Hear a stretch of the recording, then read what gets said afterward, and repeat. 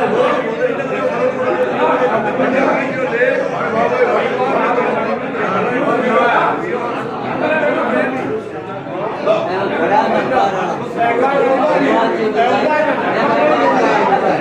कृष्ण मंदिर में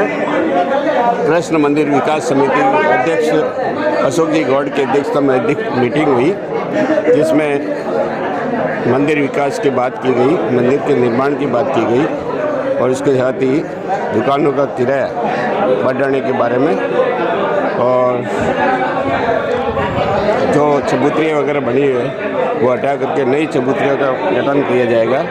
इसके लिए सारी बातचीत हुई है।